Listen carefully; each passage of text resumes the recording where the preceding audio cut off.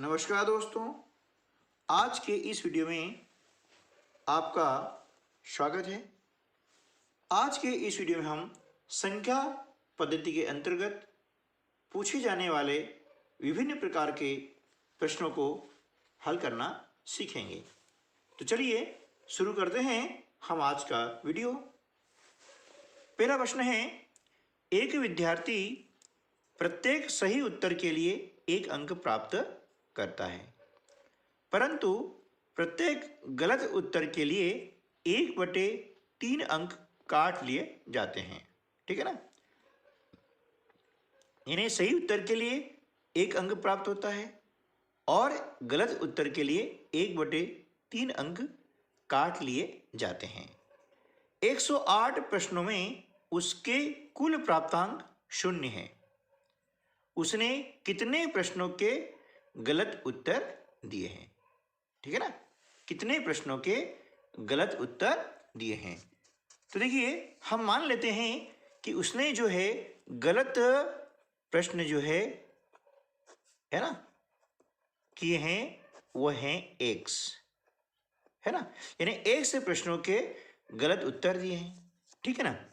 तो सही उत्तर कितने हो जाएंगे?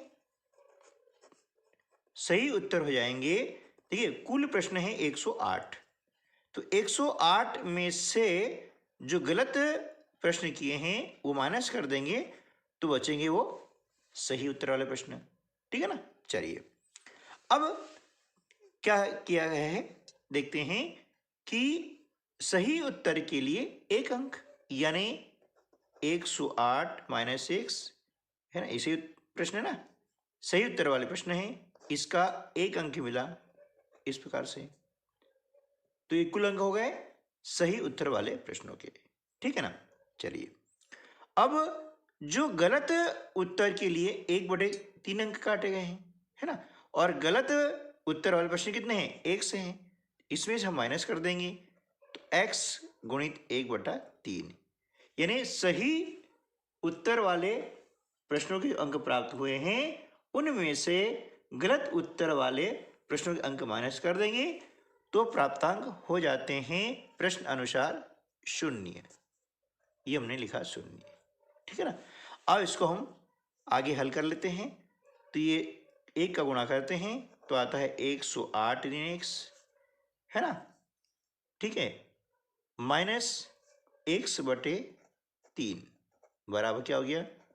0। अब इस 3 का गुणा इन दोनों पदों में कर देते हैं, है ना, क्योंकि एलसीएम निकालते ना, एलसीएम 3 आता है, तो 3 का गुणा इसमें किया तो हो जाएगा 324 माइनस 3x माइनस x, इसका गुणा करते हैं इधर 0 0 आ जाएगा। ठीक है ना। तो ये हो गया 4x बराबर हो जाता है 324। अब 4 से इसे हम डिवाइड कर देते हैं, तो 4 8 32, 4 एकम 4, यानी हो गया ये 81। ठीक है ना। 81 क्या आ गया? गलत उत्तर वाले प्रश्नों की संख्या, जो ये हमारा उत्तर हो गया, है ना। 81 जो प्रश्नों ने गलत उत्तर वाले हल किए हैं। ठीक है दोस्तों। चलिए, अगला प्रश्न है, पुस्तक के 3 बंडल हैं, है ना। पहले बंडल का भार दूसरे बंडल से 3 किलोग्राम कम है। देखिए, 3 बंडल है हमारे, पहला, दूसरा और तीसरा, ये पुस्तक के 3 बंडल हो गए हैं। क्या कहा है कि पहले बंडल का भार दूसरे बंडल से 3 किलोग्राम कम है। दूसरा बंडल है, इसका हमने भार मान लिया है x किलोग्राम, तो पहले भार क्या हो जाएगा? 3 किलोग्राम कम, यानी 1/3। ठीक है ना। इस प्रकार से आगे चलते हैं। तीसरे बंडल का भार दूसरे बंडल से 3 किलोग्राम अधिक है, यानी 1/3 अधिक हो गया है। यदि पहले तथा तीसरे बंडलों का कुल भार 12 किलोग्राम है ना, ये पहले और तीसरे बंडल का भार, इन दोनों को हम प्लस करते हैं, तो इनका भार कितना हो गया है? कुल भार 12 किलोग्राम, यानी x ऋण 3 धन x धन 3 बराबर 12। ठीक है ना। अब ये प्लस माइनस कैंसिल हो गया, x और x होता है 2x बराबर 12। तो x बराबर क्या हो जाएगा 12/2 है ना। 2 से हमने 12 को डिवाइड किया है 6 बार, यानी x बराबर 6। x वैल्यू आ गई है। ये हमारा हो गया दूसरे बंडल का भार, कितना 6 किलोग्राम। ये हमारा सही उत्तर हो जाएगा। ठीक है, चलिए नेक्स्ट क्वेश्चन करते हैं।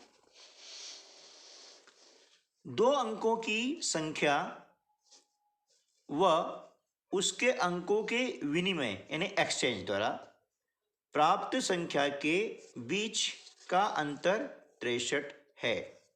उसके अंकों के बीच क्या अंतर है ना। इन्हें 2 अंकों वाली संख्या है। अब अंक एक दहाई का होता है, एक इकाई का होता है। तो दहाई का अंक जो है वो अपने से 10 गुना होता है, यानी एक संख्या हो गई 10x धन y है ना। ये इकाई का अंक हो गया है और ये हो गया दहाई का अंक।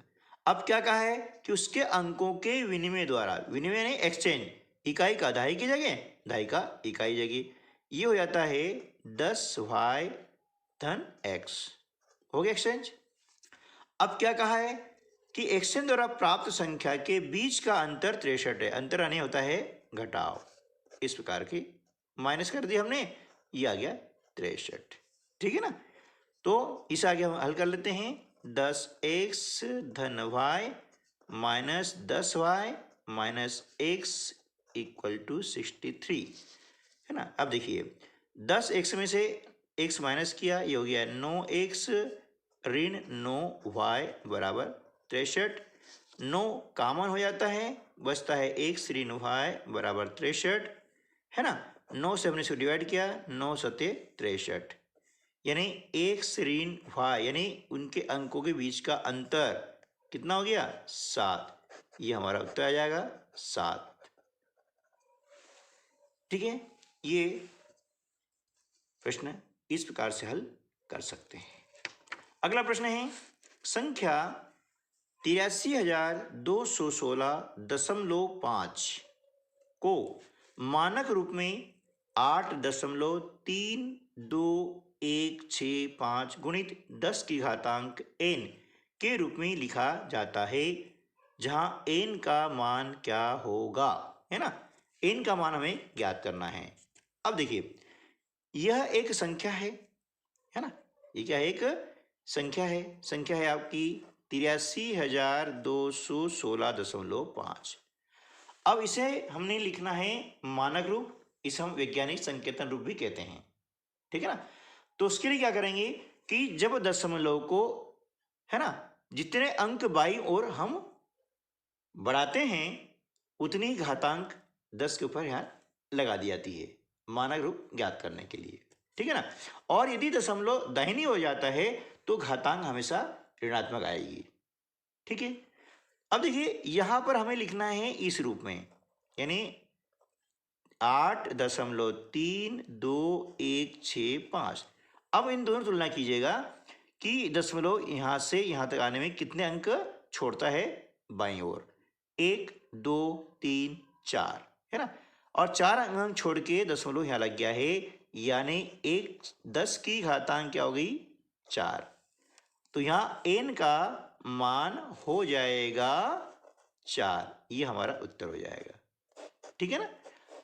और यदि दशमलव दाहिनी हो जाता है तो यहाँ घातांक हमेशा ऋणात्मक आती है। ये आपको ध्यान रखना है। इसे हम कहते हैं मानक रूप या वैज्ञानिक संकेतन रूप। ठीक है दोस्तों, तो मिलते हैं अगले वीडियो में ऐसे ही कुछ नए प्रश्नों के साथ में। तब तक के लिए नमस्कार, जय हिंद।